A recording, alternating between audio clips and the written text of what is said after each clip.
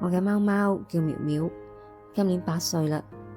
因為係我哋屋企第一隻貓貓，所以我真係特別愛佢。佢係流浪貓執返嚟嘅，所以呢，佢都會好習慣性咁經常出花園度行下。偶爾我哋都會放佢出街行，但係每次大概半日，佢自己會識得返嚟。今次估唔到4日啦，都仲未見到佢，我開始慌，於是向動物傳心求助。傳心師 Cynthia 當晚即刻就同我哋安排幫苗苗溝通。當佢講到苗苗嘅性格好似個阿伯咁慢吞吞，乜嘢都唔爭唔搶嘅時候，我就知道，係佢啦。苗苗嘅性格就係咁樣樣。佢仲話啱啱搬過嚟新屋呢邊，人好少，好安靜。係啊，新屋呢邊喺內街，人同車都唔多，比起以前嘅屋企真係安靜好多，準確率有90%。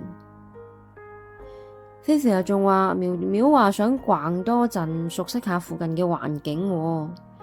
今次要行耐啲，睇多啲。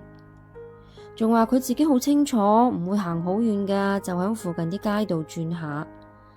我聽到呢個答案嘅時候，真係哭笑不得，竟然會係一個咁樣嘅理由。佢仲話都唔知你班人喺度急乜嘢啊！佢真係好阿伯，好淡定，但係我就急到死啦。不過溝通之後呢，我個心定好多，起碼通過傳心，等我知道佢係安全嘅，佢好快就會返嚟，我只要相信就得啦。之後 Cynthia 都有一直同我保持聯繫，一直鼓勵同埋堅定我嘅信心。真係到咗第4日嘅晚黑，喺離屋企大概幾條街嘅地方揾到苗苗。通過今次溝通呢，我更加了解佢，同埋第一次接觸到小動物嘅內心世界，原來係咁得意、咁純粹。反觀人類嘅世界真係太複雜啦，我要好好地向苗苗學習下佢嘅淡定從容先得。